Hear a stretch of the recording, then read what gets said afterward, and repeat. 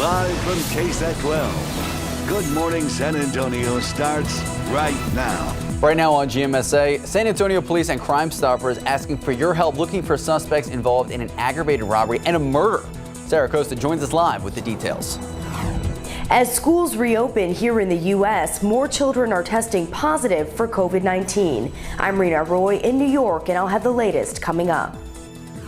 And taking a look outside with live cam this morning, there's a shot of downtown San Antonio. It is 80 degrees for now. We're going to check in with Mike to see what we can expect for your Monday morning. Good morning. It is Monday, August 10th. We might look familiar. We were here yesterday. It's not the weekend, we promise. It's really Monday. Yeah. Good morning. Speaking of Sunday, did you make it outside at all? We did. We had a drive-by birthday parade. Well, we weren't the recipient. We were driving in the car. You helped set it up, waving. though. Well, our own car. Yep. Our own car. Yeah. Went well. Were you ready? It was okay? Yeah. Did you endure any of the heat? A little bit, because when you roll the windows down, you can really start to feel the heat right away, right, Mike? Oh, yes, indeed. Because 100 yesterday, and the day before that, and the day before that, we've racked up about 18 so far this year.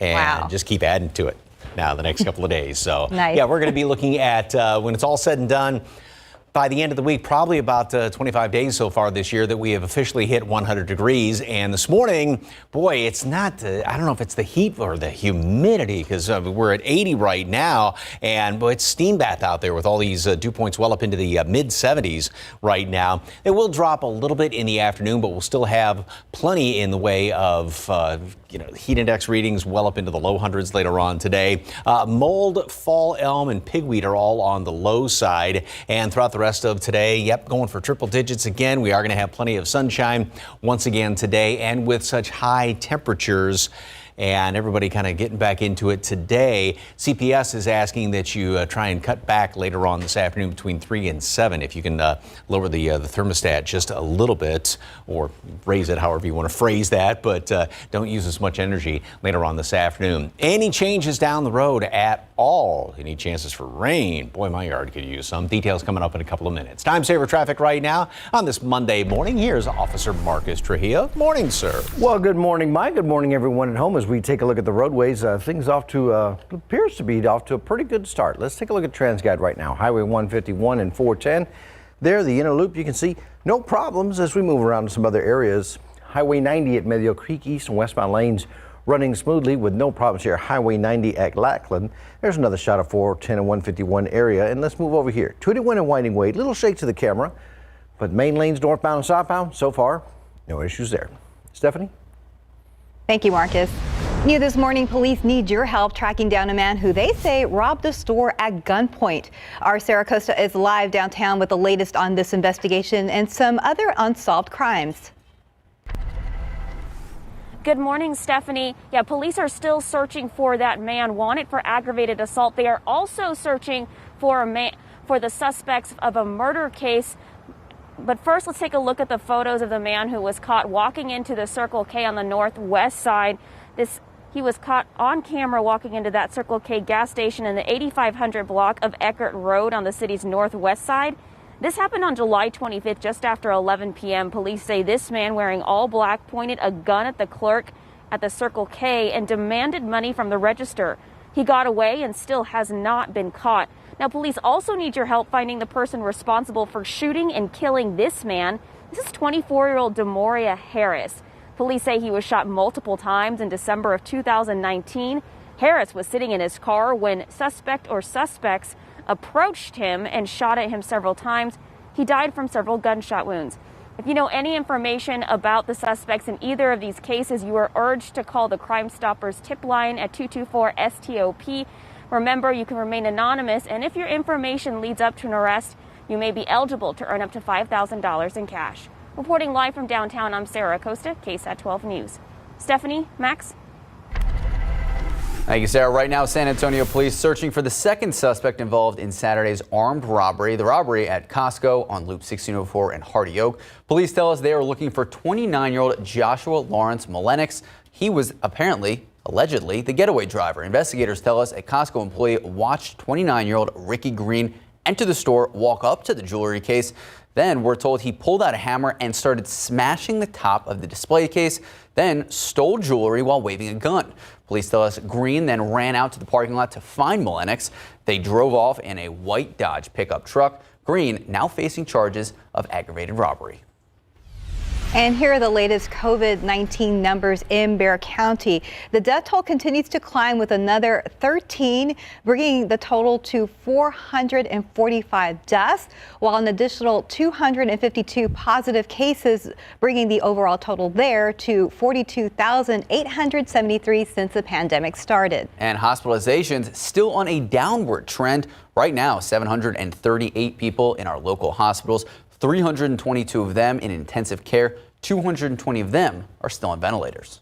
And in Texas, the state has confirmed another 4,879 cases yesterday. That brings Texas's total number of cases to 486,362. There were also 116 more deaths.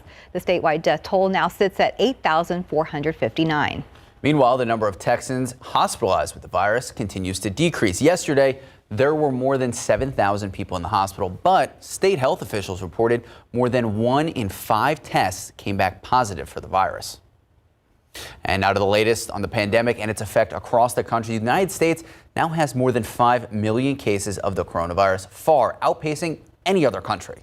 New data shows Indiana and other parts of the Midwest are a top concern right now as more young people test positive for the virus. ABC's Rena Roy has the latest.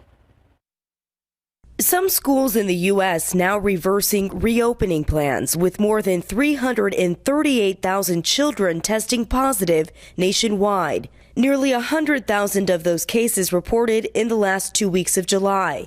This high school in Georgia announcing it will switch to remote learning today and tomorrow after nearly a dozen students and staff tested positive for the virus.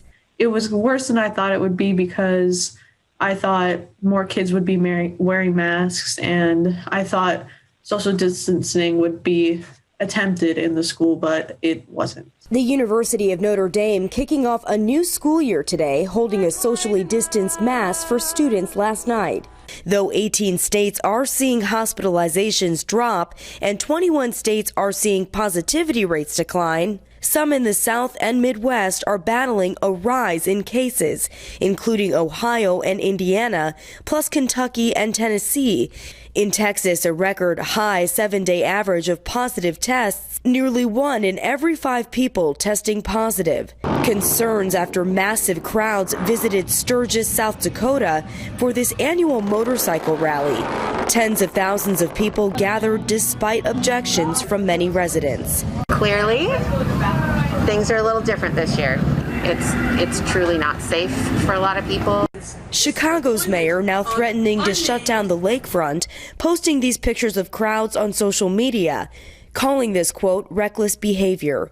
Meantime, there are still so many questions for the world of sports. College football is potentially postponed. Sources telling ESPN that Big Ten presidents are ready to pull the plug on the fall season. Rena Roy, ABC News, New York. And back here at home, the South Texas Blood and Tissue Center in need of more convalescent plasma and blood donations. They need 75 donors every day to meet area needs. Right now, there's only about 40 donors a day. That's currently a 4-day supply of type O negative and type O positive blood. As a reminder, everyone who donates blood will receive a free COVID-19 antibody test. For more information on how you can donate and help out, just head to southtexasblood.org/testing.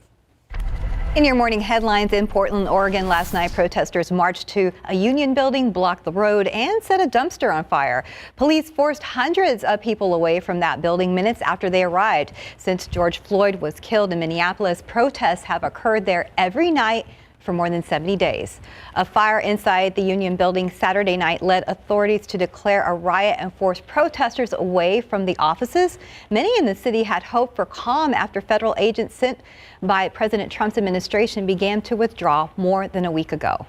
And Puerto Rico has been forced to partially suspend voting primaries because of their lack of ballots. The Elections Commission says primaries for voting centers that did not receive ballots yesterday afternoon are expected to be rescheduled. Meanwhile, the presidents of Puerto Rico's 2 main political parties held a joint press conference and said the remaining primaries should be held on August 16th.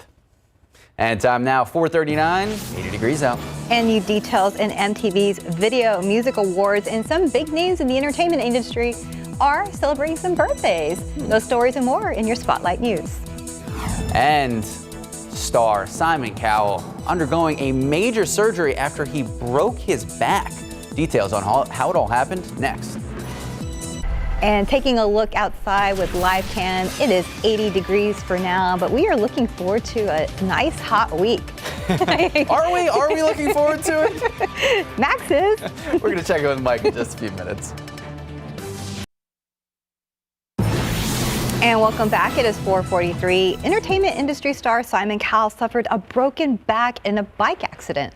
ABC's Gio Benitez has the details in today's GMA First Look. In this morning's GMA First Look, new details on Simon Cowell's accident. The accident renewing safety concerns as e-bike sales soar across the country. One shop says sales have increased nearly 300% year over year during the pandemic. And experts believe the motorized vehicles are giving people some much needed fresh air as they stay away from public transit. We've seen a massive increase in demand, upwards of over 140%, growth in our sales. And we even had at one point a 14-week waiting list for our bikes. But that also means new first-time users. They often have more power than obviously a bike without a motor. And so it is a different skill than just riding a bike. And coming up at 7 a.m., we'll give you the expert tips for staying safe on these e-bikes, plus the latest on Cowell's condition. With your GMA First Look, I'm Gio Benitez, ABC News, New York. Time now 4:44, 80 degrees out. And after the break, a recap of yesterday's awesome Spurs game. And when you can catch the silver and black on the court again. And an inspiring 12-year-old whose goal is to encourage others to join blind hockey. His incredible story next on GMSA. Good morning and welcome back. 4:47 this Monday morning, and this week's feature of What's Up South Texas involves a partially blind 12-year-old thriving on the ice. Now he's encouraging others like himself to play blind ice hockey.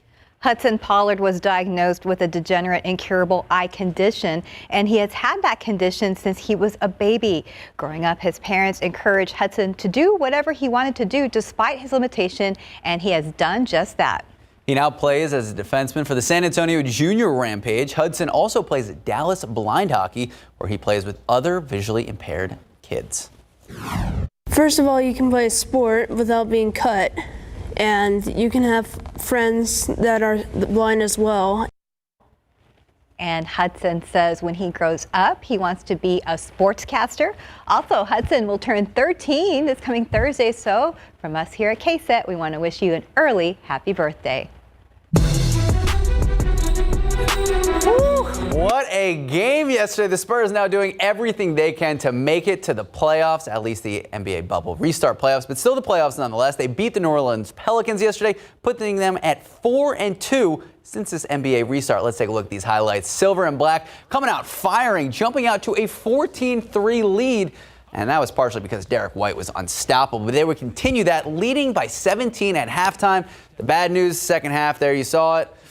Derek White going down, nursing his knee, limping to the locker room. We're told it is a left knee contusion. Hopefully he is okay and recovers in time for those potential playoffs, even though the Pelicans would eventually cut the lead down to 3 in the final minutes. The Spurs still walking out with a win, finishing 122-113. Here's some of what the players and Coach Pop had to say. Well, they had to say a lot. Very optimistic. Anyway, you can catch the Spurs back on the court tomorrow at 1 in the afternoon. Silver and black playing Texas rivals, Houston Rockets. And as always, Steph, you can take this one. That's right. Go Spurs, go. Go Spurs, go. All right. I didn't take any ventures out of the apartment yesterday. Air conditioning, avoiding the heat. And I got to watch the Spurs win. Big win. But, Officer Trujillo, how are the roads looking out there?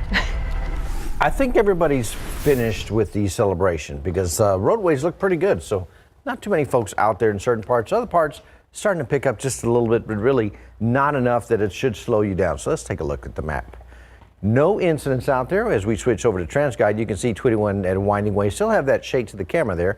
And 410 151 still looking great. No problems at 35, 1604. I-10, La Cantera. Just less than a handful of vehicles out there. Very dark out there, but if you take a look, no construction barrels. So that's the great news this morning. That is good news. It is very dark out there on that camera shot I-10 La Cantera. Mike, any chance we're going to see any rain today, this week, this month? Ever? That's the way it seems. The past couple of days, there have been like one or two here and there. So you can't completely rule out something. And I'm trying to be as optimistic as possible here, but really you almost have to say there's just nil as far as any rain chances. Perhaps something down along the coastal plain, and that would be our best bet. This is a beautiful picture there, and lone little cow. You could almost kind of write a poem about that. Anyway, thank you very much for the KSAT Connect picture. Yeah, it's very warm and humid starting off this morning. We had a couple, there were one or two blink and you sort of missed them yesterday as that loops back through, one or two of those little showers. And right now on radar, there are a couple of them down there around Corpus Christi. And again, one or two are going to try and develop along the coastal plain later on today, sneak in here somewhere, but that's wishful thinking at best. I really wouldn't get excited about it. Even this computer model doesn't have anything except right there along the coastal plain, although it tries to get something trying to pop up in some of our extreme eastern counties later on today. That's going to be about it. If anything does happen to pop up by the time the sun goes down, it's just going to kind of fizzle out. Heat index readings are going to be in the low hundreds today, going for 100 for a high temperature, and we keep those heat index readings about 105, a little bit lower than that. So yes, it is going to be very hot out there, tolerable. But as the week goes on, the Weather Service has indicated that they're going to be looking at perhaps some heat advisories later on in the week as these numbers do start to go up ever so slightly. So we may be seeing that criteria as far as heat index or as far as heat advisories later on, but nothing in effect as of right now. And around the country, boy, up to the north, there's something going on there, but for us, there's just nothing in place, and that's going to stay the case throughout the rest of the week. It's one of those just doldrums of summer type situations. And yes, this is historically the hottest week of the year, and going to live up to the billing. 92 degrees today at noon, partly cloudy skies, high temperature. But we're going to have lots of blue skies out there, maybe one or two clouds, mostly sunny. Don't even have mention of any chance of rain again. If one pops up along the coastal plain, that would be fantastic. Now, get ready. We're looking at basically a clean sweep across the board, triple-digit readings all the way through there. Wow. Normal high temperature is 97, so just to try and really put some icing on the cake here, we're not that far above normal. I'll put it that way. You couldn't even get creative, throw like a 101 in there, maybe a 102. You know how 99 is better than 100? Right. I'm just going to keep it at 100 right now. Yeah. It could be a 101, but it's like, why? We appreciate that. Why add that salt in the wound? Exactly. Thank you, Mike. Thanks, Mike. 453, 80 degrees out. And the Video Music Awards might look a little different this year. Why organizers for the awards show are changing the performance sets. That's coming up next. And let's take a look at those lotto numbers. Pick 3, 9, 0, 1, Fireball 0, Daily 4, 0, 2, 3, 6, Fireball 1. Cash 5, 2, 7, 25, 26, 34. And Lotto Texas 3, 13, 18, 23, 33, 42. And your Powerball numbers 2, 3, 14, 40, 51, Powerball 24, Power Play 3. Good luck.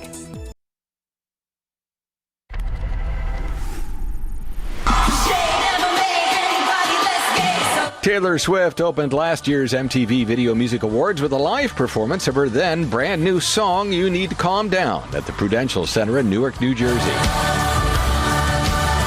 This year's August 30th affair was scheduled to take place inside the Barclays Center in Brooklyn, but the COVID-19 pandemic's now prompted organizers to move all the performances outside from various to-be-determined open-air locations around New York City. Also to be determined whether any on-site audiences will be allowed. I'd say we got about 3,500 yeses here. Details are scarce, but music mogul and America's Got Talent judge Simon Cowell said to be recovering from surgery he underwent Saturday night after reportedly breaking his back in a fall from an electric bicycle earlier in the day at his Malibu, California home. Hunger Games author Susan Collins turns 58 Monday. And Jethro Tull founder and frontman Ian Anderson, 73.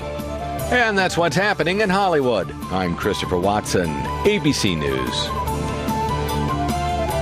Just jamming out there for a minute. He was pretty talented there. That was much better than my alarm clock, if we're going to be honest. Oh, yes. Well, really, what's your alarm clock? I don't even know. It's just, I usually shut it off by the time I can actually comprehend the sound. Right. Time now, 4:58, 80 degrees out. And a senior living facility in Alabama turning to robotic pets to comfort elderly patients at home. How it's made a huge impact. Still ahead in your morning consumer news. And in our next half hour, the latest on the pandemic in New York, how the city is actively working to stop travelers from spreading the virus. We'll explain next.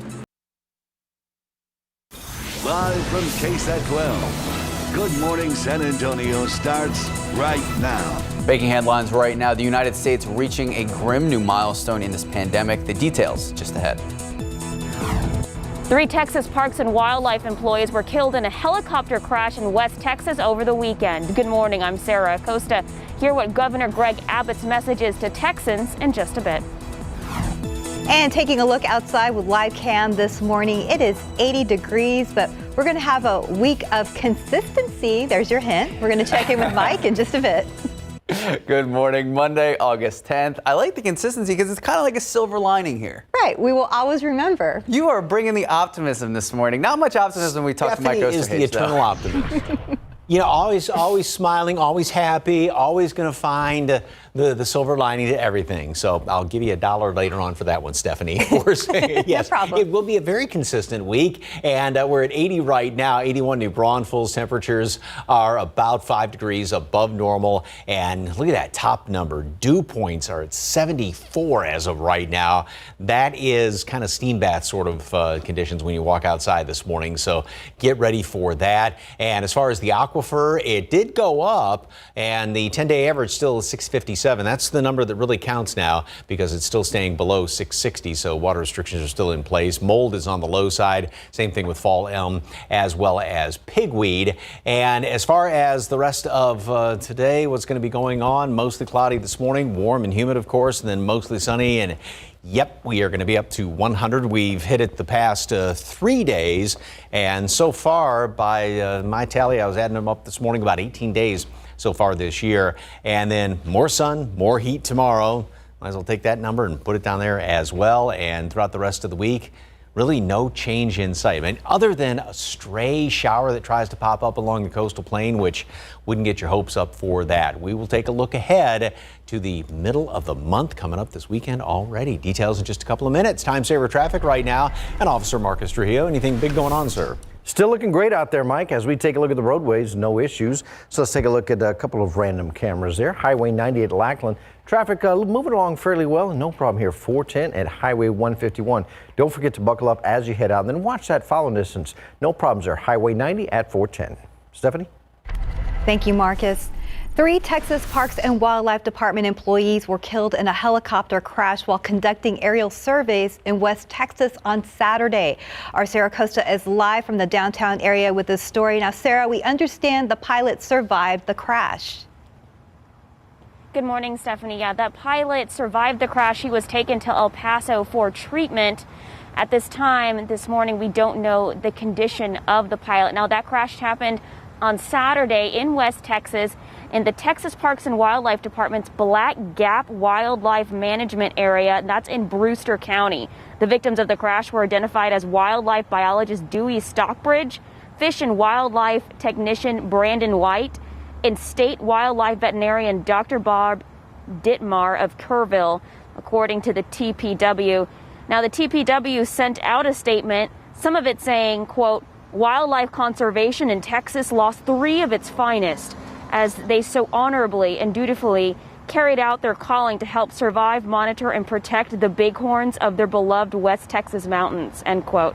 Governor Greg Abbott also sent out a statement, part of it saying, quote, I ask all Texans to keep these families in their thoughts and prayers, end quote. Now, the investigation of that crash is still ongoing, and details of how or why the crash happened have not been released at this point this morning. Reporting live from downtown, I'm Sarah Acosta, KSAT 12 News. Max and Stephanie. Thank you, Sarah. Now to the latest on the pandemic here in the United States. We are reaching another tragic milestone, topping 5 million cases of COVID-19 across the country. That's the official count from Johns Hopkins University. However, experts believe the actual number of infections likely a lot higher since not everyone has been tested. The United States holds about a quarter of the total cases around the world. The United States also tops the list with the most reported deaths in the world related to COVID-19. More than 162,000 people have died. California, Florida, Texas, New York, and Georgia account for more than 40% of United States infections. In New York City, deputy sheriffs pulling over drivers at checkpoints near the Holland Tunnel over the weekend. It's one of several crossings into the city where travelers may be stopped to fill out a health form. Travelers from nearly 3 dozen states are now required to quarantine for 14 days once they reach New York. If they do not comply, they could face fines up to $10,000.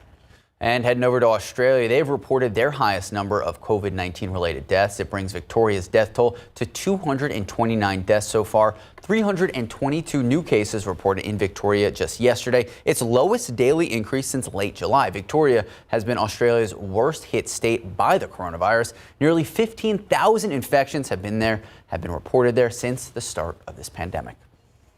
And time now, 5:06, 80 degrees out. Amazon may be coming to a mall near you. That's right, a mall. Why the retail giant is in talks with some of the nation's largest malls.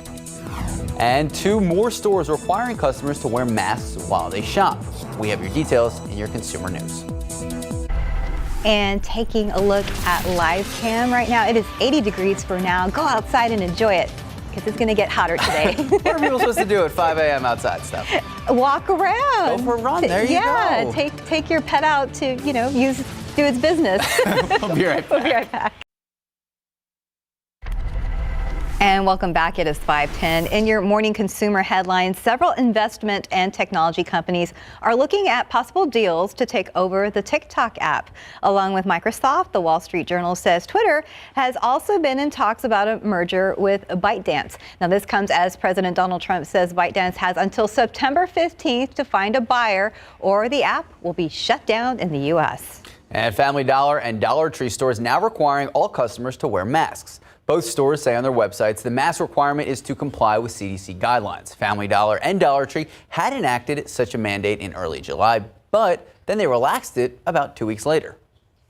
And officials in Alabama are turning to robotic pets to help ease the feelings of loneliness among seniors living in isolation during the pandemic. The furry pals contain sensors that allow them to respond to presence and touch, giving them a real life feel without all the responsibilities of actually owning a pet. Now, this has made a huge difference for the elderly, according to research, which shows 70% of seniors who received the robotic pet and had reduced feelings of isolation, sadness, and loneliness. It really is amazing what pets can do. My parents, I don't think they would be able to make it through this without their dog. I know. We love our Gordo. Yeah, but he's not robotic, though. Important to mention, Gordo's her dog. Oh, yes, I'm sorry. Yes, Gordo is our dog. Yes, thank you, Max. Time now, 5:11, 80 degrees out. And something positive is coming out of the pandemic. Younger volunteer armies popping up all over the place. You don't want to miss how they are proving you can make a difference no matter what your age. And now Apple, the tech giant, complaining another company's logo is too similar to theirs. We're going to explain next in Tech Bites. In a world where temptation lurked around every corner, there's a league of Baby Bell cheese helping us to realize another snack is possible.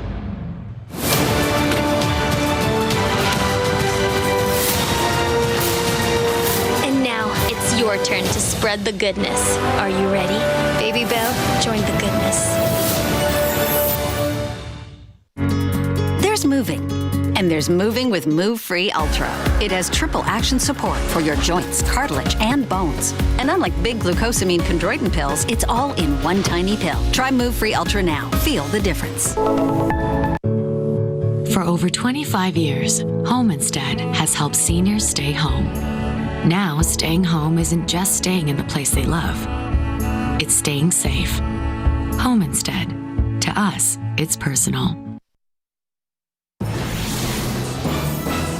In today's Tech Bites, Amazon possibly coming to a mall near you. The company has been talking to the biggest mall owner in the U.S. about converting some mall spaces into Amazon fulfillment centers. The Wall Street Journal reports it's not clear where or how much space could be converted.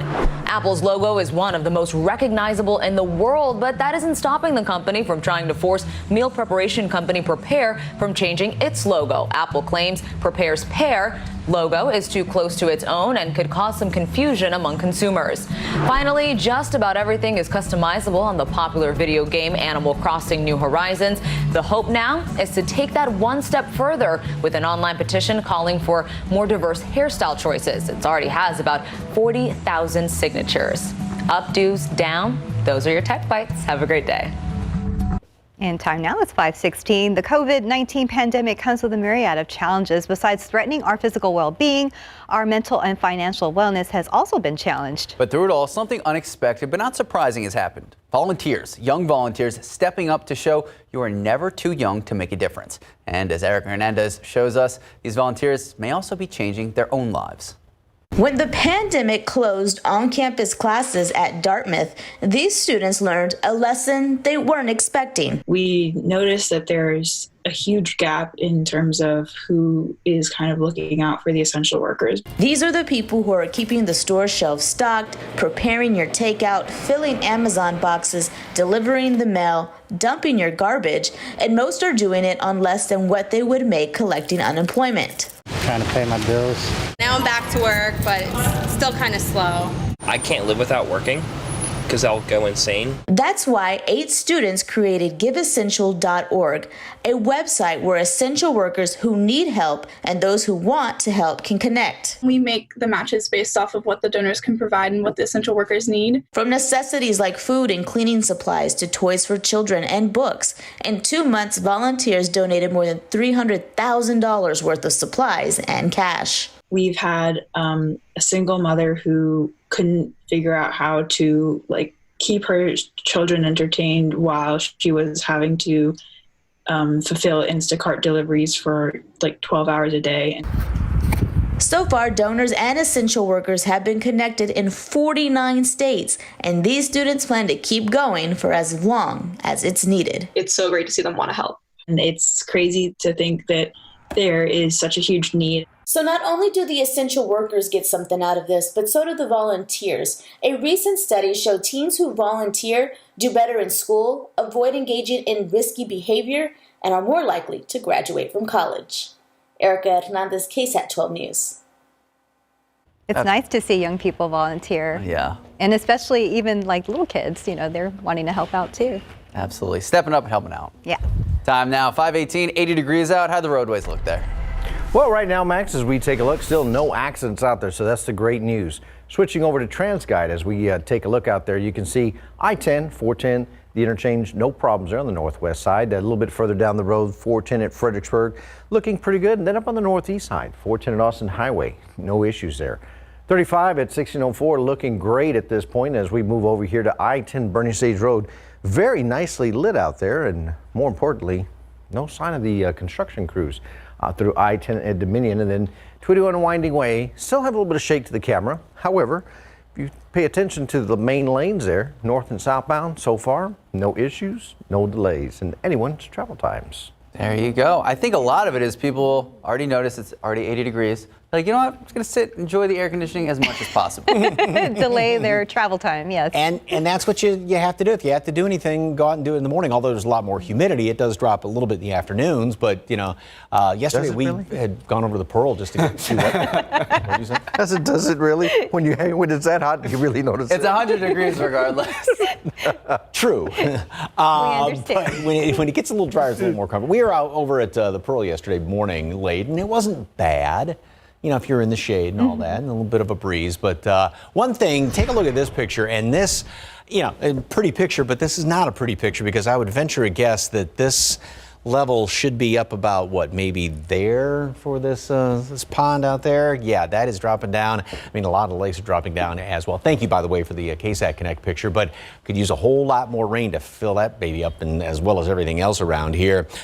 There's the humidity hanging over town as of right now. By the way, CPS is asking that you kind of conserve later on this afternoon between 3 and 7, because it's going to be one of those days, and it's probably the next few days with these temperatures that are going to be staying up there. So if you can conserve later on today, that would help out. It feels like it's 85 out right now, 87 in New Braunfels. The normal low temperature is 75 degrees. So this is what the humidity is making it feel like as of right now. There are a couple of showers down there along the coast.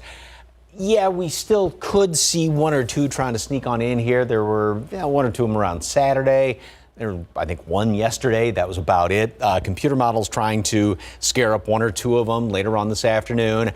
Probably count them on one hand, if at all. Don't get your hopes up for any rain around here. That's the best thing to take away from it, even though you can't 100% rule out a shower or two. And yeah, there's just nothing upstream as far as we are concerned. And that high, I mean, it's basically split up, but it's pretty much going to be staying in control throughout the rest of the week, not moving at all. Maybe by the weekend, we would get a little bit of an easterly wave trying to develop somewhat around here, which could give us perhaps a little bit better chance for a shower or two. But other than that, just going to be very hot, very humid. 92 degrees today at noon. Partly cloudy skies. High temperature today, yep, triple-digit readings. So far, the count is, I was counting this morning, 18 days, and which is roughly average for triple-digit readings in San Antonio, but 19, 20, 21, 22, 23.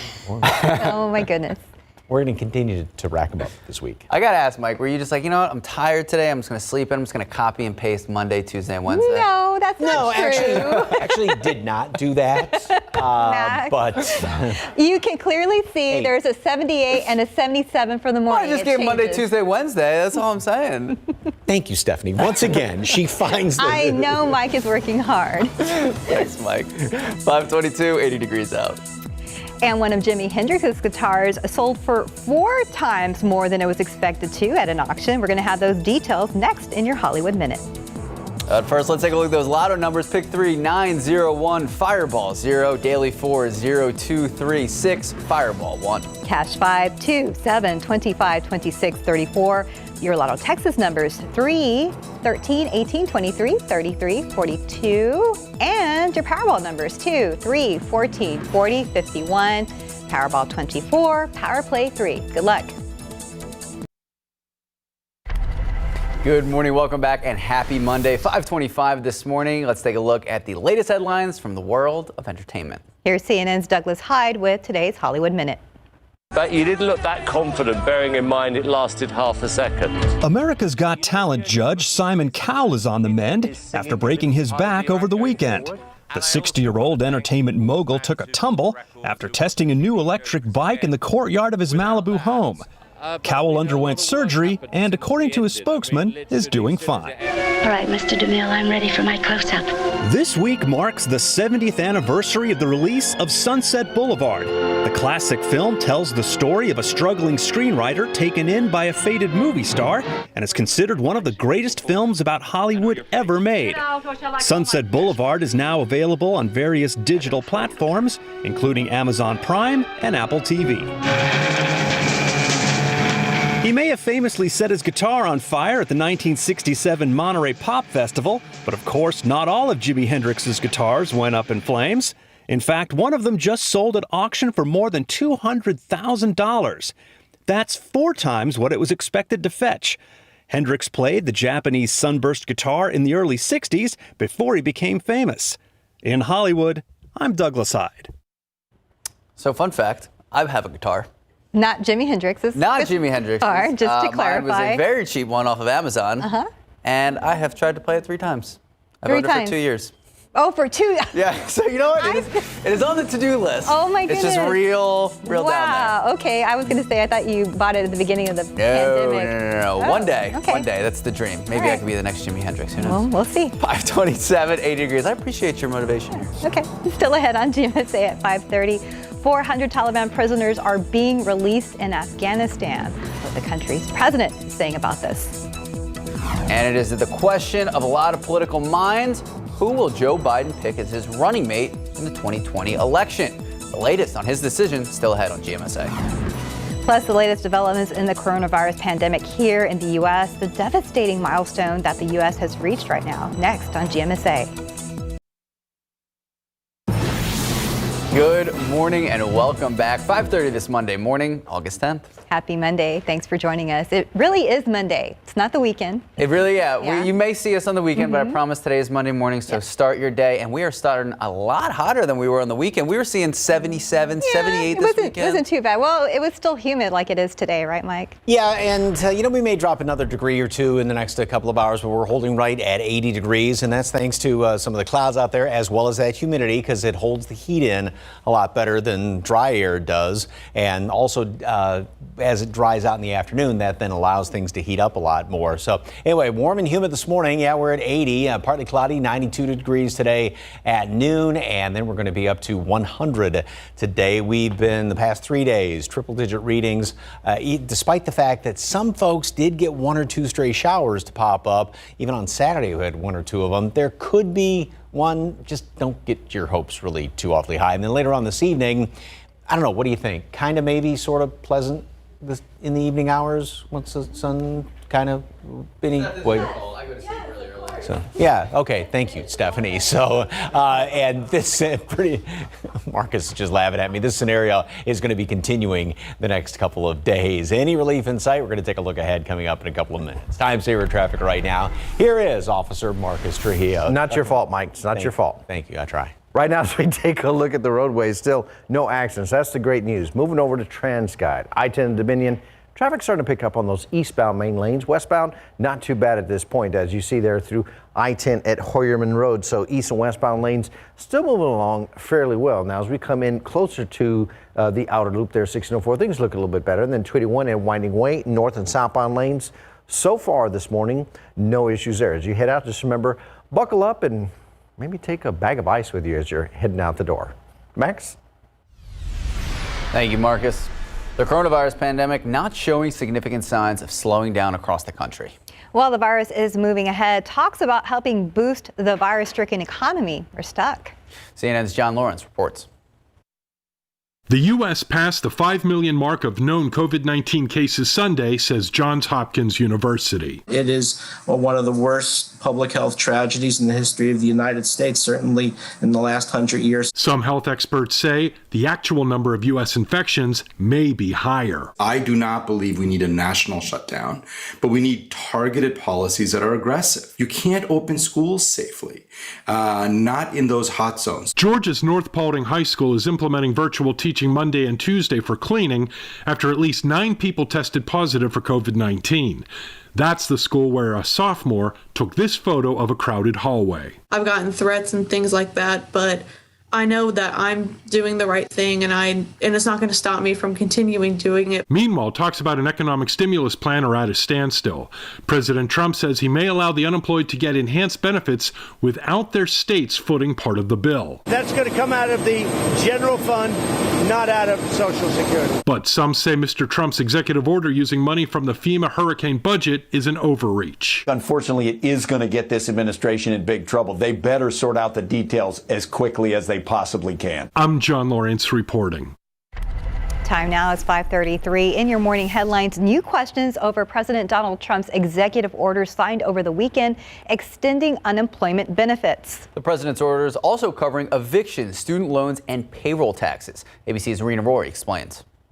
This morning, new questions about President Trump's executive order. It would be kind to call it a Swiss cheese because there are more holes than actual things that help New York. The president bypassing Congress over the weekend, signing an executive order that unilaterally restores unemployment benefits to millions, but slashes the weekly checks to $400 while also requesting states share the cost. The states will be able to provide the extra $100.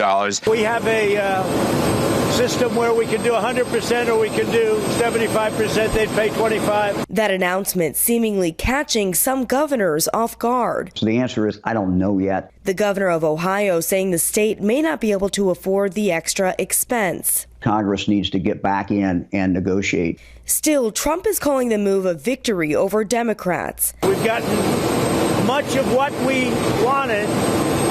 They didn't get what they wanted. But opponents are blasting the order. New York Governor Andrew Cuomo tweeting it's simply impossible, while Nebraska Senator Ben Sasse is calling the president's action unconstitutional slop. I agree with the Republican senator said it was unconstitutional slop. House Speaker Nancy Pelosi also questioning part of the order that defers payroll taxes. While he says he's going to do the payroll tax, what he's doing is undermining Social Security and Medicare. Overnight, the president responding to the accusation. This will have no impact on Social Security. Rena Roy, ABC News, New York. Alex Azar, the United States Secretary of Health and Human Services, met with Taiwan's president. Azar is the most senior American official to visit Taiwan in more than 40 years. Azar conveyed to Taiwan's President Donald Trump's administration's strong support and friendship for Taiwan.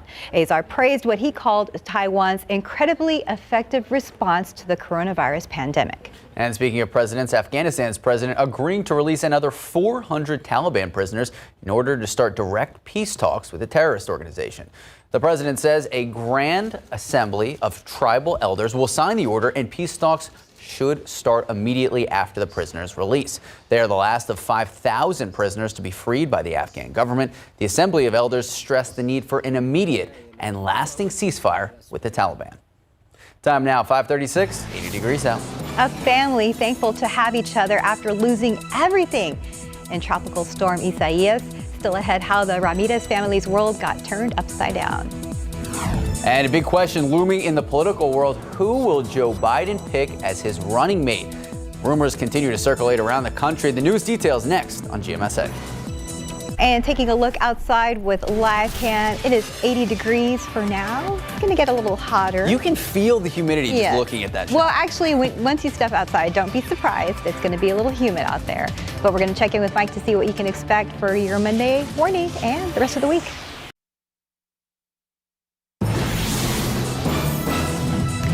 In the race for 2020, all eyes on Joe Biden with just over a week until the Democratic National Convention. Biden says he'll pick a woman as running mate, but beyond that, it's really anyone's guess. ABC's Andrew Dimbert has more. Have you selected your vice president yet? Ready? Joe Biden camped out at his Delaware beach house this weekend, teasing reporters. Hey, Mr. Vice President, have you picked a running mate yet? Yeah, I have. You have? Who is it? Who is it? You. As speculation swirls around who the former vice president will tap to be his running mate. At this point, all we know for sure, she will be a woman. But in this moment of national reckoning on race, there's growing pressure for Biden to choose a woman of color. He could join up with one of his toughest critics in the primary, Senator Kamala Harris. Do you agree today that you were wrong to oppose busing in America? Then, no, do you agree? I did not oppose busing in America. I don't hold grudges. I think it was a debate. It's as simple as that. The California senator is sticking around in D.C. in case she gets the call and has made it clear she would join the ticket. Obviously, I'd be honored to serve with Joe. Then there's former National Security Advisor Susan Rice. She's never held elected office, but served in the Obama administration. I will support wholeheartedly whoever he chooses to be his vice presidential running mate. And Illinois Senator Tammy Duckworth, an Iraq vet who lost both of her legs in combat, who has no problem going after President Trump. How dare he still call himself the commander-in-chief?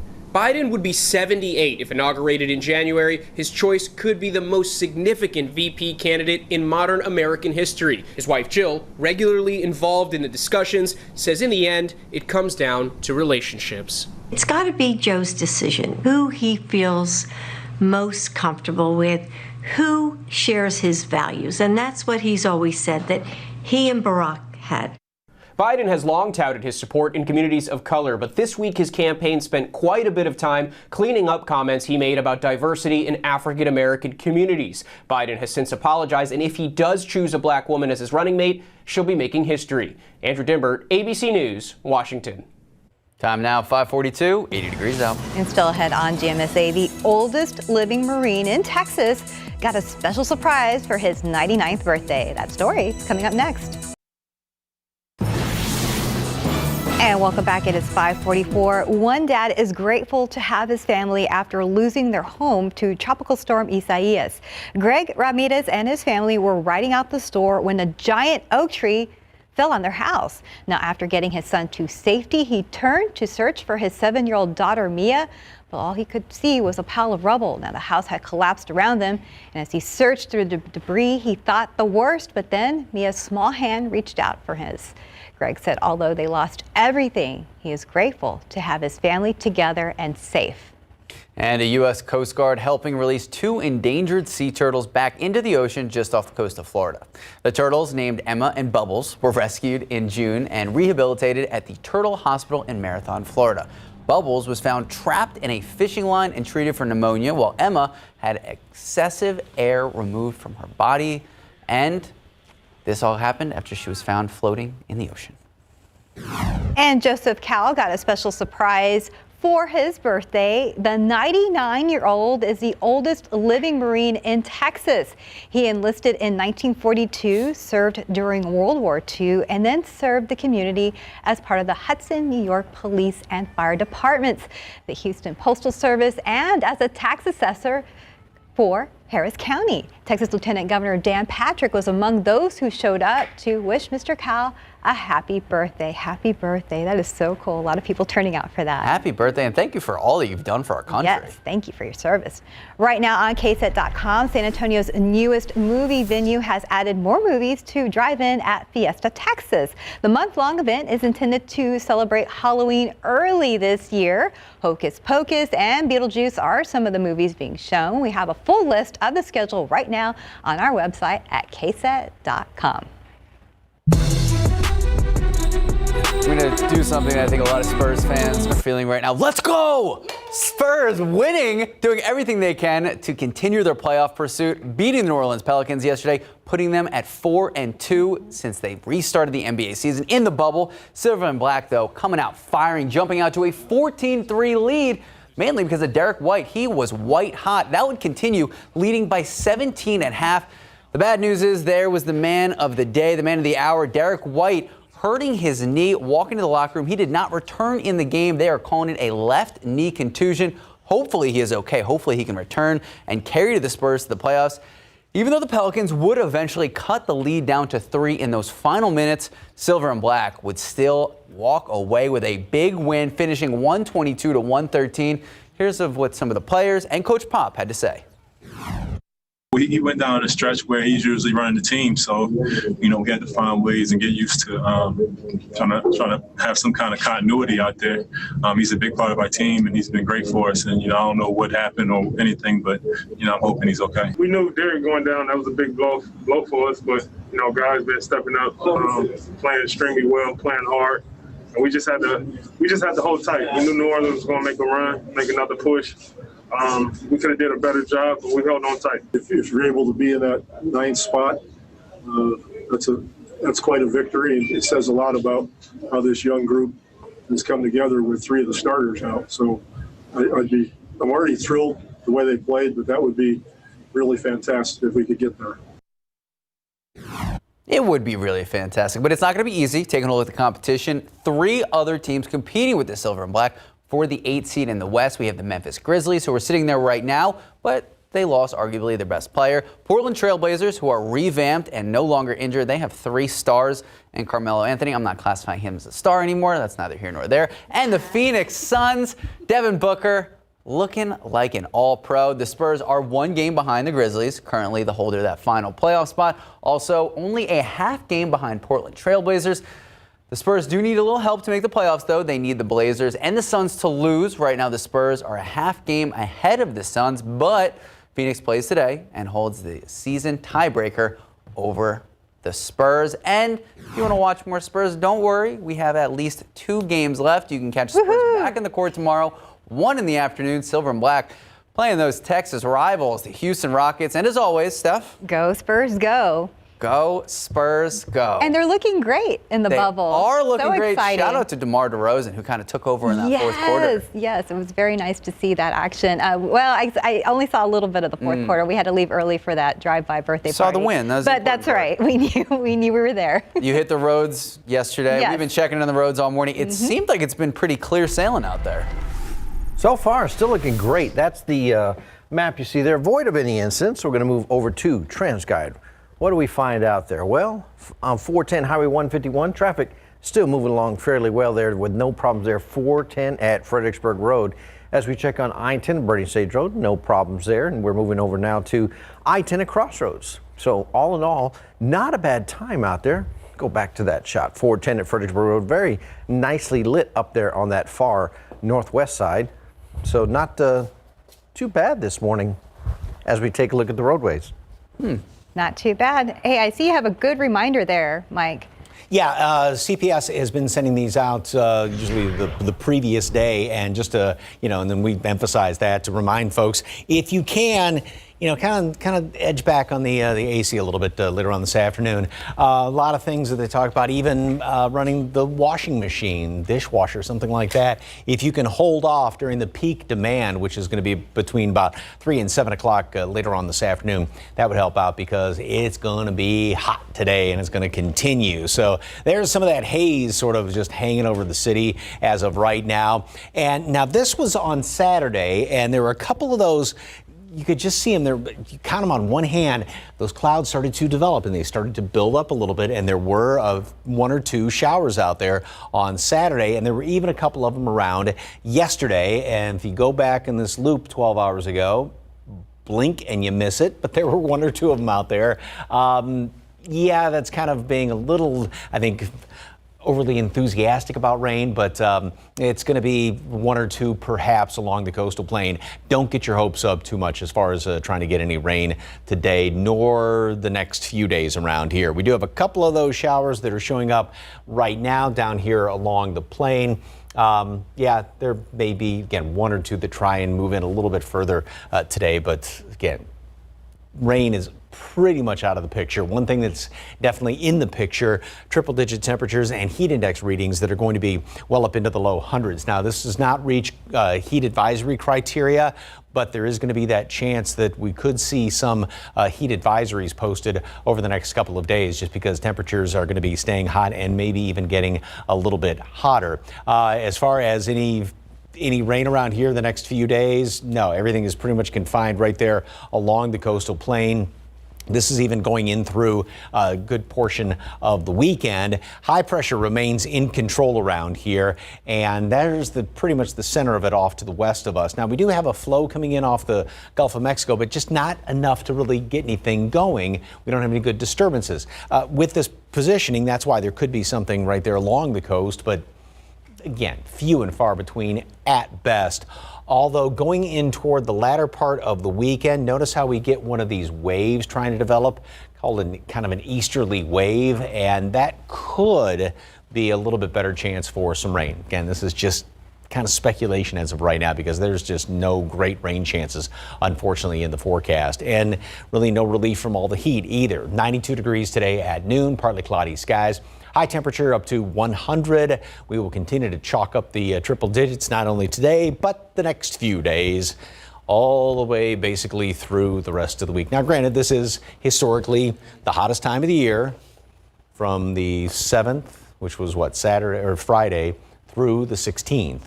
Normal high temperature is 97 degrees. I don't know if that makes it any better that we're going to be at 100. Right. But We talk about this. This is nothing new. This is August in San Antonio, but it's just funny to see it's 77 or 78 and then 100 just right through there. We'll be prepared. happens basically every year. Yeah. Happy August. Yeah. Nice evenings. There you go. Silver lining. I know. Optimism. Love it. Love stuff. Time now, 5:54, 80 degrees out.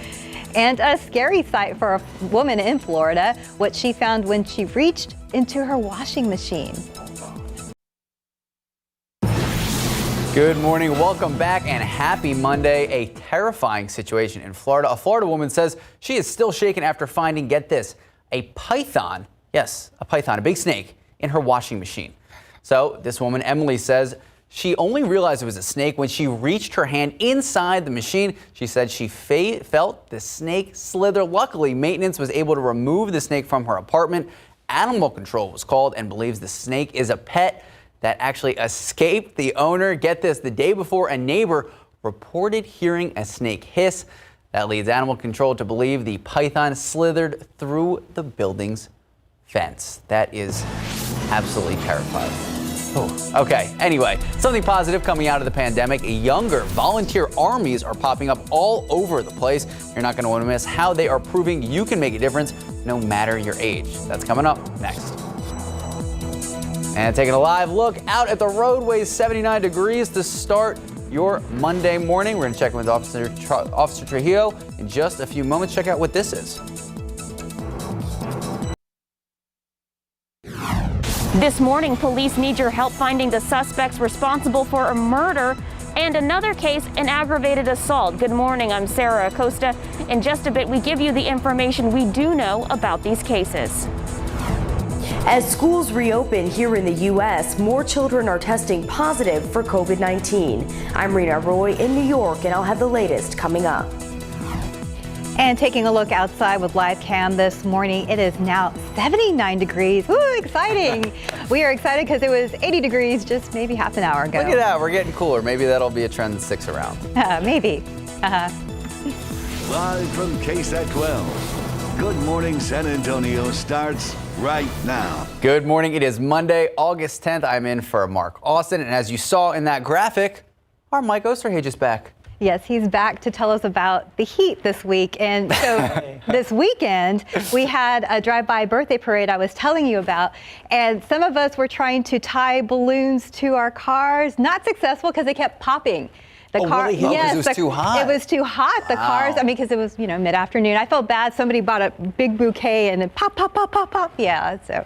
Were they touching the metal of the cars? Yes. Just, okay. Well, when the wind was blowing, and so maybe out of 8 balloons, 2 of them survived for this one couple. So. I mean, think about that when you get in your car sometimes, and if you don't have a sunshade up, trying to put your hands on the steering wheel. Exactly. And the metal, because it's in the direct sun, and that's why we always talk about how we take temperatures in the shade, because all of these numbers are done in the shade, and if you're in the direct sun, obviously the sun heats you up. You're not just feeling the actual air temperatures. So it's dangerous. And think about even on the pavement too. You walk across the grocery store parking lot, it's almost, it's almost too hot. So keep that in mind with the pets as well. There's all the humidity hanging over town as of right now. 82 is the heat index. We have dropped down from last hour. Temperature went from 80 to 79, and the heat index did drop a little bit. I don't know if we can use the word cool, though, as you said. I don't know if that applies in this situation.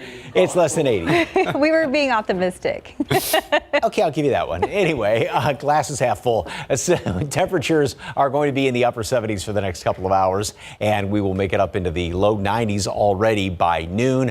Plenty of sunshine out there, and yep, we're going to be chalking up another triple-digit day today, just like we have for the past 3 days. And so far, I mean, this would be day number 19 if you're keeping track so far this summer as far as triple-digit temperatures are concerned. And also, CPS is asking that between the hours of 3 and 7, you kind of cut back on energy use if at all possible, because it is going to be pretty high demand day today. All right, the next few days, well, it's going to be kind of Groundhog Day, as we always say, each and every day. We'll check out if there's any rain chances at all. Details coming up. Time saver traffic right now, Officer Marcus Trujillo. And I saw on TransGuide there was some sort of an accident going on. We do have a couple of accidents. Okay. So first, let's get to the major accident. We're going to go up 281 north, just outside 1604. So 281 at Encino Rio. Watch out for a number of emergency vehicles responding to that major accident. Then we have a minor accident on TransGuide wrapping up here. That's 35 at Eisenhower. Tow truck just pulled away. You'll see that officer pulling away shortly. So just remember, folks, as you're heading out, put both hands on the wheel, put away those distractions this morning. Max? Thank you, Marcus. An unsolved murder and an aggravated assault. These are two cases police are asking for your help solving as they continue to search for suspects. Our Sarah Costa joins us live downtown with what we know about these cases. Sarah? Good morning, Max. Well, we do have photos of the man that is wanted for aggravated assault. Just take a look at these photos. He was caught on camera walking into a Northwest Side Circle K gas station in the 8500 block of Eckerd Road. This happened on July 25th, just after 11 p.m. Police say this man wearing all black pointed a gun at the clerk at the Circle K and demanded money from the register. He got away and still hasn't been caught. Police also need your help finding the person responsible for shooting and killing this man. This photo is of 24-year-old Demoria Harris. Police say he was shot multiple times in December of 2019. Harris was sitting in his car when a suspect or suspects approached him and shot at him several times. He died from several gunshot wounds. If you know any information about these cases, you were urged to call the Crime Stoppers tip line at 224-STOP. Remember, if your information leads up to an arrest, you may be eligible to earn up to $5,000 cash. Reporting live from downtown, I'm Sarah Costa, KSAT 12 News. Max and Stephanie. Thank you, Sarah. The investigation into a deadly helicopter crash in West Texas that happened Saturday continues this morning. 3 Texas Parks and Wildlife Department employees died in that crash. We are told they were on their way to survey a park. The pilot survived the crash and is still being treated in the hospital. Our Sarah Costa will have more details on this story in our next half hour. Now to the latest on the pandemic. In the last 24 hours, 13 more people have died from COVID-19. Health officials announcing 252 new cases here in Bexar County. Over the past 2 weeks, San Antonio averaging 483 new cases every day. However, our hospitalization rates continue to go down. Right now, 15% of all staffed hospital beds are available. And the U.S. now has more than 5 million cases of coronavirus. New data shows Indiana and other parts of the Midwest are a top concern right now. This as more young people test positive for the virus. ABC's Rena Roy has the latest. Good morning. The U.S. now has more than 5 million confirmed COVID-19 cases as more and more children test positive for the virus across the country. Some schools in the U.S. now reversing reopening plans, with more than 338,000 children testing positive nationwide. Nearly 100,000 of those cases reported in the last 2 weeks of July. This high school in Georgia announcing it will switch to remote learning today and tomorrow after nearly a dozen students and staff tested positive for the virus. It was worse than I thought it would be because I thought more kids would be wearing masks. Though 18 states are seeing hospitalizations drop and 21 states are seeing positivity rates decline, some in the South and Midwest are battling a rise in cases, including Ohio and Indiana, plus Kentucky and Tennessee. In Texas, a record high 7-day average of positive tests, nearly 1 in every 5 people testing positive. Concerns after massive crowds visited Sturgis, South Dakota for this annual motorcycle rally. Chicago's mayor now threatening to shut down the lakefront, posting these pictures of crowds on social media, calling this, quote, reckless behavior. Meantime, there are still so many questions for the world of sports. College football is potentially postponed. Sources telling ESPN that Big Ten presidents are ready to pull the plug on the fall season. Rena Roy, ABC News, New York. And back here at home, leaders with VIA virtually meeting with the San Antonio Mobility Coalition, Mayor Ron Nirenberg, and County Judge Nelson Wolf discussing the 2020 state of transit. Now, the meeting focused on VIA's COVID-19 response, workforce recovery, and this pandemic, also goals to work towards long-term funding. There are already discussions to use the 1/8 cent sales tax to help resolve the issues caused by this pandemic. If you want to check out the full virtual meeting right now, you can do so. Just head to KSAT.com.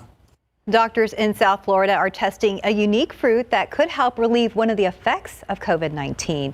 A tiny berry grown in the region could help people regain their sense of taste, which is caused by the virus. So South Florida's Baptist Health System has been using the berry called Miracle Fruit to help cancer patients who lose their sense of taste due to chemotherapy treatments. They say to bite into the berry, dissolve the pulp on your tongue, then spit out the seed, add something acidic to your food, and taste buds can come back to life. One doctor says it can help people recover from COVID-19 by making them feel better in their daily lives. They could actually have better nutrition, enjoy their food, improve their immune systems dramatically so they can combat this virus a lot better. If the berry can help with loss of taste due to chemo, experts say it's reasonable to believe it could help in cases of COVID. But it doesn't work for everyone. Baptist Health says about 40% of their cancer patients are able to regain taste by using this miracle fruit. During this pandemic, one of the big questions looming right now is school. If you have any questions about your children going back to school, we want to help get those answers. Join us tomorrow to hear responses for your questions from a panel of local educators and local leaders. Some of the guests include the superintendents for SAISD and Northside ISD, as well as State Representative Diego Bernal. The town hall starts at 6:30 p.m. tomorrow, and you can find ways to submit your questions right now. Just head to KSAT.com. A lot of people watching this very closely, and a lot of our big districts in the area starting next week. That's right. Time now, 6:09, 79 degrees out. And a local hockey player encouraging others to play the sport, saying it's for everyone. We're going to learn more about the push to give the visually impaired a chance at playing hockey. And a silver lining coming out of this pandemic, younger volunteer armies are popping up all over the place. You don't want to miss how they are proving you can make a difference no matter your age. Definitely cool to see. You see like younger kids even like setting up lemonade stands to help other people. So very cool. Not cool is outside right now. I'm taking a look out with live cam. It's cool compared to what we're going to see later. Well, this is true. That's the positive there. We'll be right back.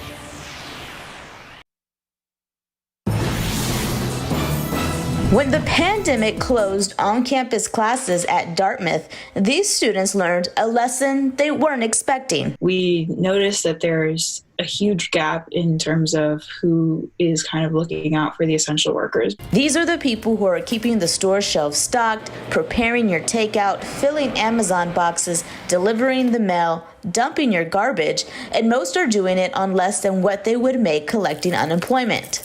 Trying to pay my bills. Now I'm back to work, but it's still kind of slow. I can't live without working because I'll go insane. That's why 8 students created GiveEssential.org, a website where essential workers who need help and those who want to help can connect. We make the matches based off of what the donors can provide and what the essential workers need. From necessities like food and cleaning supplies to toys for children and books. In 2 months, volunteers donated more than $300,000 worth of supplies and cash. We've had a single mother who couldn't figure out how to keep her children entertained while she was having to fulfill Instacart deliveries for 12 hours a day. So far, donors and essential workers have been connected in 49 states, and these students plan to keep going for as long as it's needed. It's so great to see them want to help. And it's crazy to think that there is such a huge need. So not only do the essential workers get something out of this, but so do the volunteers. A recent study showed teens who volunteer do better in school, avoid engaging in risky behavior, and are more likely to graduate from college. Erica Hernandez, KSAT 12 News. And it's really for all ages. I was in between jobs at one point and I started volunteering with Meals on Wheels. I was living in Austin at the time and I felt better. I felt like I'm doing something now. Right. So I think it's helpful for everybody all around. Absolutely, and more people need it now than ever before. That is very true. All right, let's check in with Officer Marcus Trujillo. We had 2 accidents last time we checked in with you. Now we just have the one. Unfortunately, though, it's the major accident still in place. So that minor accident 35 and Eisenhower, that's cleared up out of the way. Let's move over here. This is 281 right there at Encino Rio, and that's where you see these turnarounds there. So right in that congested area is where we have that accident. The clearance agents shouldn't be with us too much longer. And take a look, 35 and Eisenhower, you can see that accident all cleared and out of the way. All right, well, we had this graphic earlier at the start of the show. Welcome back, Mike. Oh, thank you. Yeah, had a week off. I'm honored to be here with you. Did you have a good time off? You got low expectations, don't you? So set the bar pretty low so I can clear them. We're glad to have you.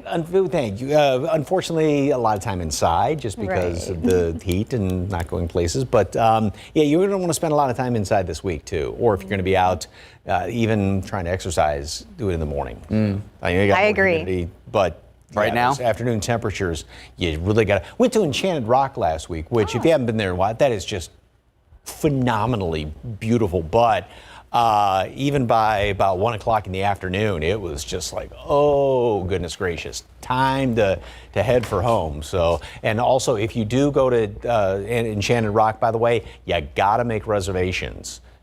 That is necessary. You have to do that ahead of time. So keep that in mind. All right, beautiful picture.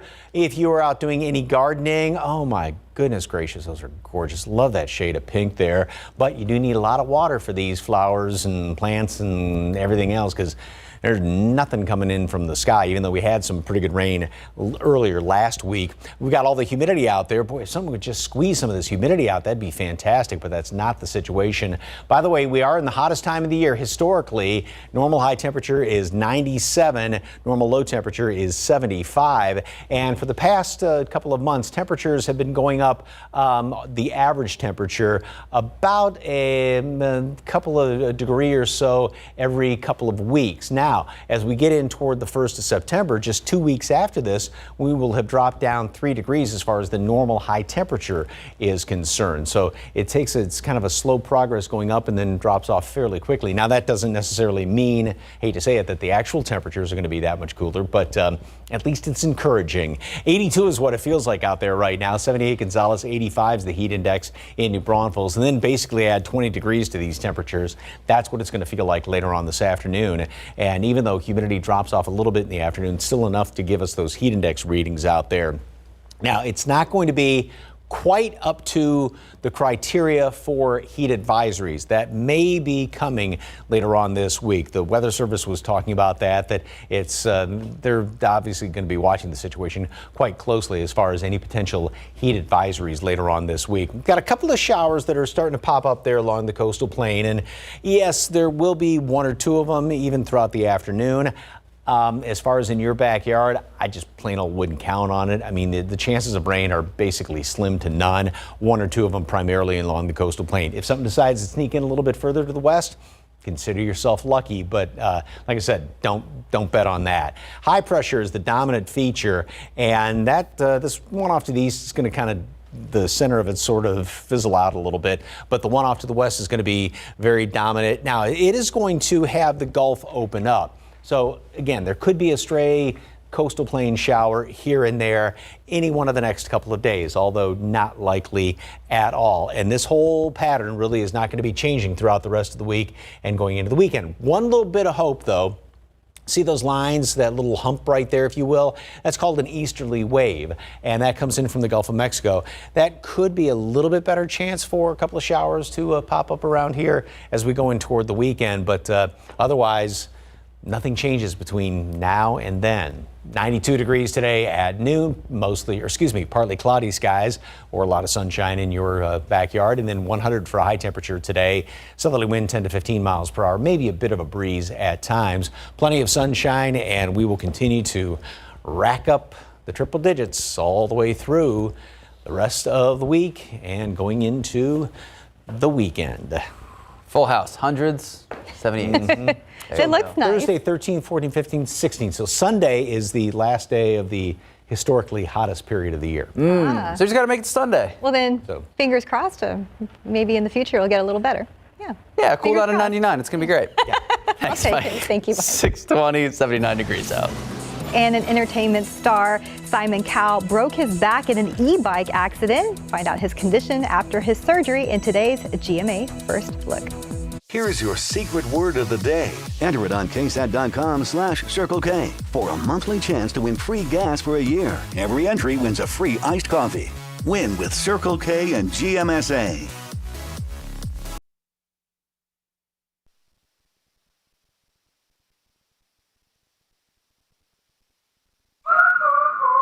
These are real people, not actors, who've got their eczema under control. With less eczema, you can show more skin. So roll up those sleeves and help heal your skin from within with Dupixent. Dupixent is the first treatment of its kind that continuously treats moderate to severe eczema or atopic dermatitis, even between flare-ups. Dupixent is a biologic and not a cream or steroid. Many people taking Dupixent saw clear or almost clear skin and had significantly less itch.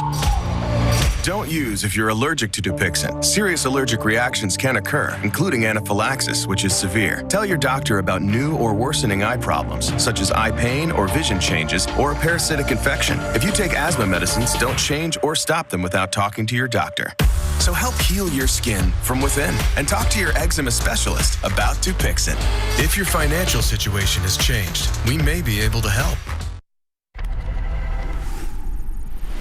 In this morning's GMA First Look, new details on Simon Cowell's accident. The accident renewing safety concerns as e-bike sales soar across the country. One shop says sales have increased nearly 300% year over year during the pandemic.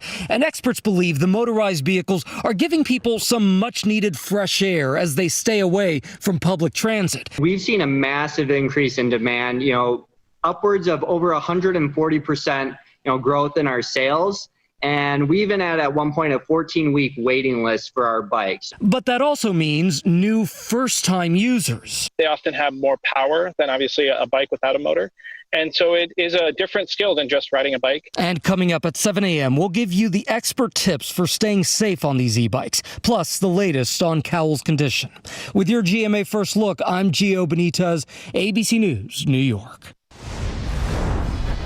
And in your consumer news, several investment and technology companies may be looking at possible deals with taking over the operation of the short video platform TikTok, along with Microsoft. The Wall Street Journal reporting Twitter has been in preliminary talks. TikTok also says it'll be moving operations to Austin. Yes, Austin, Texas, despite sanctions from President Donald Trump. And Amazon could possibly be coming to a mall near you. The company has been talking to the biggest mall owner in the U.S. about converting some mall spaces into Amazon fulfillment centers. The Wall Street Journal reports it's not clear where or how much space could be converted. And Apple's logo, one of the most recognizable across the world, but that's not stopping a company from trying to force meal preparation company Prepare from changing its logo. The Apple company claiming that Prepare's pear logo is too close to its own and could cause confusion among shoppers. I don't know, it looks pretty different to me. It looks very different, but you know what? Well, yeah, we understand. Just about everything is customizable on the popular video game Animal Crossing New Horizons. The hope now is to take that one step further with an online petition calling for more diverse hairstyle choices. It already has about 40,000 signatures. And back here at home, this week's feature of What's Up South Texas involves a partially blind ice hockey playing 12-year-old who is encouraging others like himself to play blind hockey. Hudson Pollard was diagnosed with a degenerate incurable eye condition where his retinas form little holes. Now, he has had the condition since he was a baby. Growing up, his parents encouraged Hudson to do whatever he wanted to do despite his limitation. And he has done just that. Yeah, it's really an inspiring story. He now plays as a defenseman for the San Antonio Junior Rampage. Hudson also plays Dallas blind hockey, where he plays with other visually impaired kids. His goal, encourage others to join him. First of all, you can play a sport without being cut, and you can have friends that are blind as well. Hudson says when he grows up, he wants to be a sportscaster. Also, Hudson will turn 13 this coming Thursday. So from us here at KSAT, we wish you an early happy birthday. Happy birthday, Hudson. 627, 79 degrees out. And a local activist using data to help the movement for equality and justice. We're going to see how the numbers add up in our next half hour. And happy Monday. If you are a Spurs fan, a very happy Monday, doing all they can in their latest playoff pursuit. We're going to break down yesterday's game and the playoff picture going forward. 3 Texas Parks and Wildlife employees were killed in West Texas in a helicopter crash over the weekend. Good morning, I'm Sarah Acosta. What we know about this deadly crash in just a bit. And the president's executive orders could have an impact on renters in San Antonio, but the orders could be in legal jeopardy in Washington, D.C. And taking a live look out of the Alamo City, it is 79 degrees out there. But if you have to run errands or do what you got to do it now, because it is only going to get hotter and hotter throughout the day. We're going to check in with Mike Osterhage in just a few moments. Good morning, happy Monday, and thank you for starting your day with us. It is August 10th. Welcome back. Thank you. Yes, happy belated birthday. Oh, I appreciate that. Thank you very much. Do anything fun? Explore? Went last week. One day, went over to Enchanted Rock. Nice. And yeah, I mean, which Nice. been there a couple of years ago, but Right. it's like, God, I mean, it's just amazing. I bet it was You nice see to it, get so. out despite the heat we've been I was seeing. going to say, fun fact, I was supposed to go to Enchanted Rock. I actually ended up going there with one of our photographers, Asian. But I was supposed to go probably a year and a half ago, and then you had reported it was 114 degrees at the top.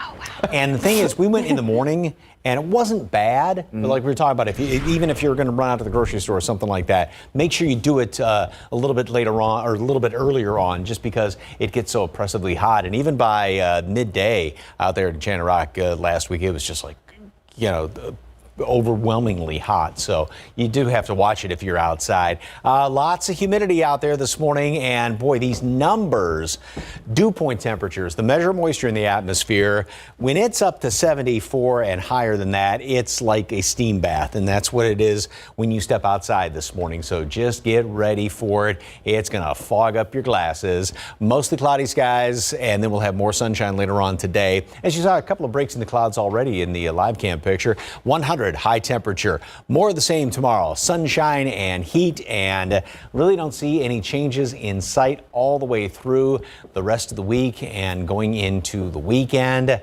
Rain chances basically slim to none out there. There could be something along the coastal plain, and that would be about it. CPS Energy is asking you to drop your energy use. Even don't run the washing machine later on this afternoon between 3 and 7 p.m. when they're going to be having the peak demand. And it's probably going to be a good chance at this going on the next couple of days, just given the forecast. Details coming up, I should say, will be ongoing in the next couple of minutes. Time saver traffic right now, and anything big going on? Well, we managed to clear up that other accident as well. So right now, highways looking pretty good. So not a bad time if you're getting ready to head out the door. Just get to that car as quickly as you can. Start that AC. Things are starting to get a little bit busier here. 410 Nickel River Road and those northbound main lanes, then I-10 and Crossroads. So far, traffic in both directions still running smoothly this morning. Stephanie? Thank you, Marcus. 3 Texas Parks and Wildlife Department employees were killed in a helicopter crash in West Texas on Saturday. We are told they were conducting aerial surveys. Our Sarah Acosta is live downtown. Now, Sarah, do investigators know what caused the crash? Good morning, Stephanie. Well, the investigation right now is ongoing, and details of how or why the crash happened have not been released at this time this morning. Now, that crash happened Saturday in West Texas. The Texas Parks and Wildlife Department's Black Gap Wildlife Management Area. That's in Brewster County.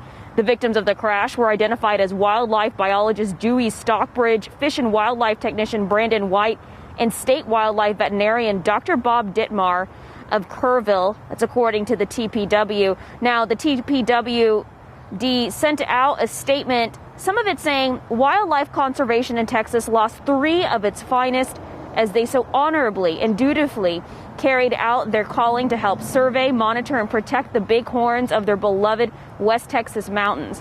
Governor Greg Abbott also sent out a statement, part of it saying, quote, "I ask all Texans to keep these families in their thoughts and prayers, end quote. There is some good news coming out of this crash. The pilot of that helicopter did survive the crash. He was taken to El Paso to be treated, but his condition at this time this morning is unknown. Reporting live from downtown, I'm Sarah Acosta, KSAT 12 News. Thank you, Sarah.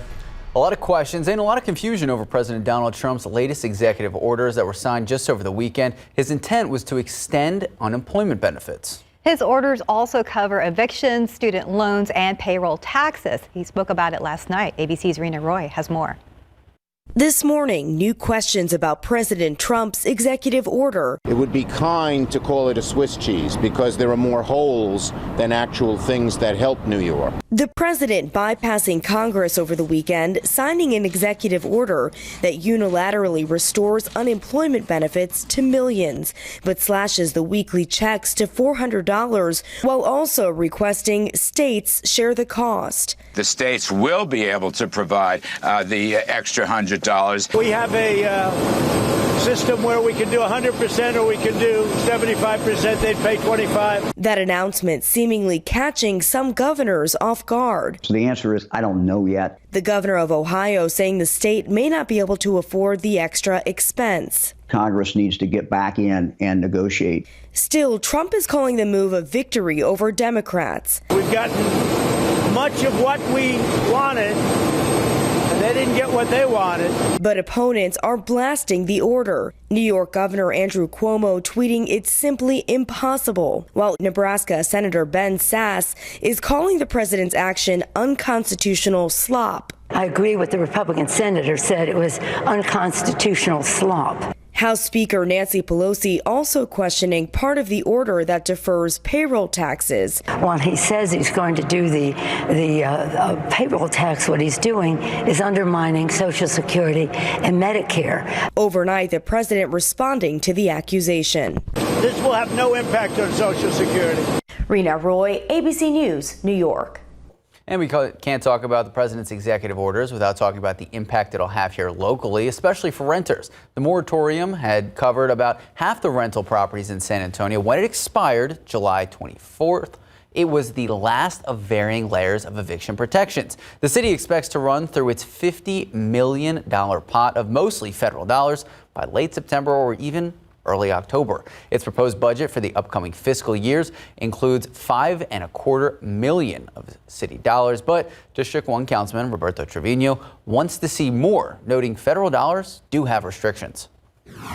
We need to contribute our own city dollars, municipal dollars, into a fund like the Risk Mitigation Fund and provide an allowance for direct cash assistance. You can hear more from our local leaders on this topic right now. Just head to KSAT.com. In your morning headlines, the most senior American official to visit Taiwan in more than 40 years has now met with Taiwan's president. Alex Azar, the Secretary of Health and Human Services, conveyed President Trump's administration's strong support and friendship for Taiwan. Azar praised what he called Taiwan's incredibly effective response to the coronavirus pandemic. His trip has been condemned by China, which claims the self-governing island as part of its territory.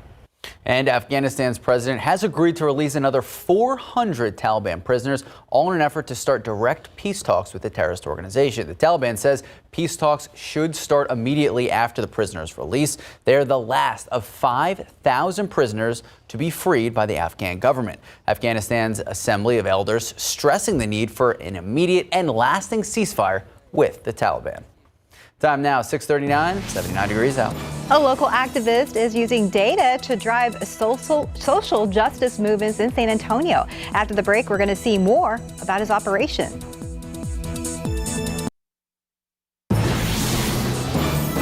Kamea Factory has been on the front lines of the San Antonio protests since the killing of George Floyd. In the midst of the movement, the 21-year-old local activist created the Black Freedom Factory. It offers the city, businesses, and organizations a seat at the race relations conversation table. So essentially, it's data-driven activism. Factory says the nonprofit is essentially offering a report card to organizations to see where they stand on racial inequity, inclusion, and diversity in the workplace. It gives them an opportunity to hold themselves accountable, hold their employees accountable, and really make people of color and Black people feel more accepted. The nonprofit is a grassroots effort meant to connect people doing work in their communities to businesses to have a more open and honest conversation about race.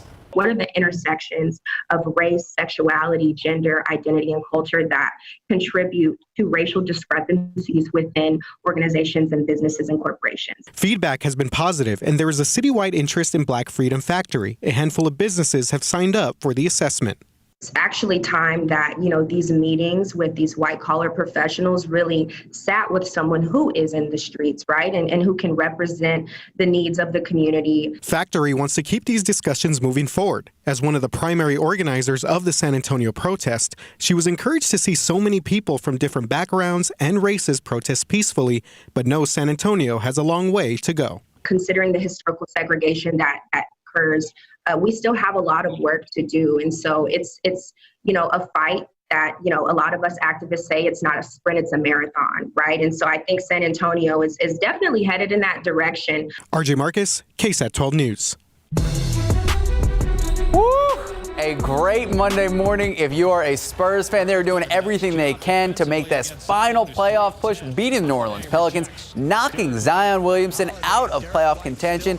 They did it yesterday, putting the Spurs at 4-2 since this NBA bubble restart. Silver and Black coming out swinging, partially because of Derek White, and he was white hot. Whew, they jumped out to a 14-3 lead, and they would hold on to it, leading as much as 17 by halftime. Bad news, though. Derek White hurting his knee. They call it a left knee contusion. Hopefully he is okay because he was phenomenal in this game, and he has been in the bubble. The Pelicans able to cut the lead down to 3 in just the final minutes, but Silver and Black, they were able to do it and do it big. A huge win, 122-113. And here's what some of the players and Coach Pop had to say. He went down a stretch where he's usually running the team, so we had to find ways and get used to trying to have some kind of continuity out there. He's a big part of our team, and he's been great for us. And I don't know what happened or anything, but I'm hoping he's okay. We knew Derek going down, that was a big blow for us, but guys been stepping up, playing extremely well, playing hard. And we just had to hold tight. We knew New Orleans was going to make a run, make another push. We could have did a better job, but we held on tight. If you're able to be in that 9th spot,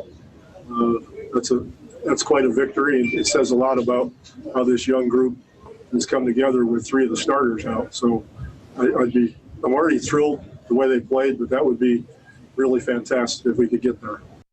A reminder, they are talking about that 9th spot because if you get to 9th, you can actually have a play-in competition to get into the playoffs. So it's kind of like a wild card there. They're looking at the competition right now. 3 other teams competing with the Silver and Black for the 8th seed. We got the Memphis Grizzlies, who lost arguably their best player, Portland Trailblazers, who have looked phenomenal, beating the Sixers last night, and the Phoenix Suns, who are undefeated in the bubble. Very un-Phoenix Suns-like. The Spurs are 1 game behind the Grizzlies. They are the current holder of that final playoff spot.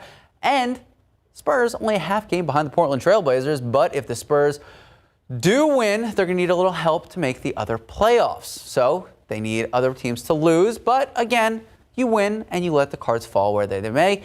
Spurs next game tomorrow, taking on the Houston Rockets, scheduled for 1 in the afternoon. And we're going to have all the highlights and the post-game reaction right here on KSAT 12. They've been playing well in the bubble, so go Spurs go. Go Spurs go. And here in San Antonio right now, been pretty calm on the roadways for a Monday morning. How's it looking now?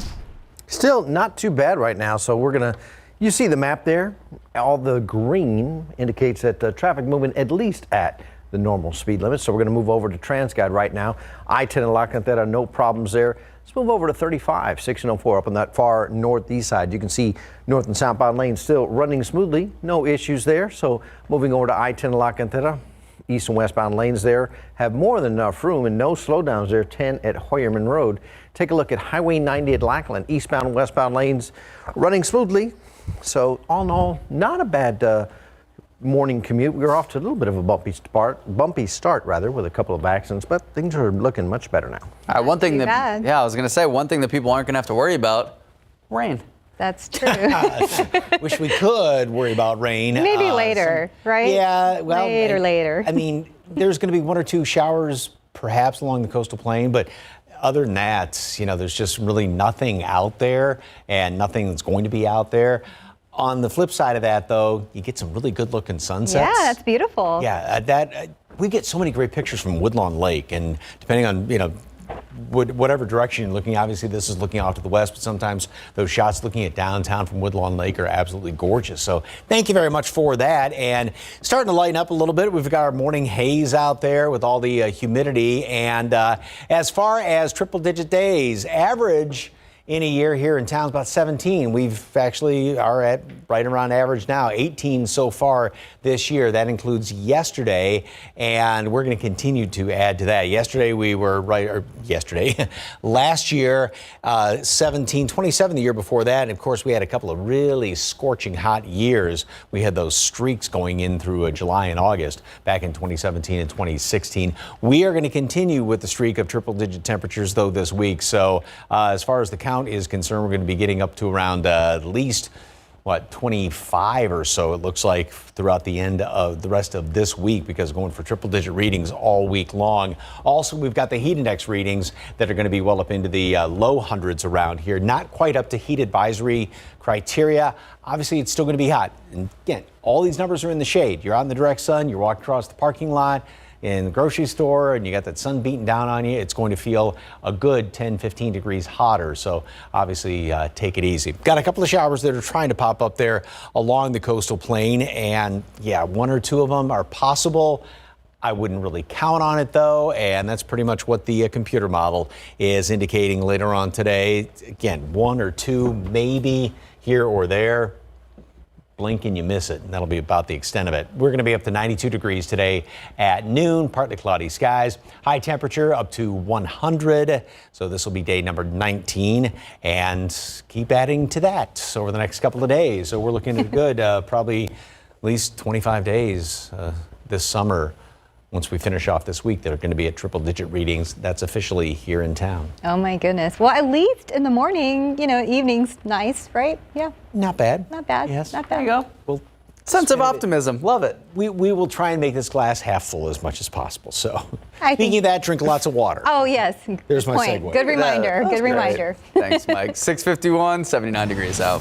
And one college student is rising up in the ranks in the world of cancer research. Tomorrow on GMSA, we're going to see how this undergrad got the golden opportunity in the lab. And taking a live look outside. 79 degrees now, like what Mike was saying. Triple digits today, tomorrow, August. We'll be right back.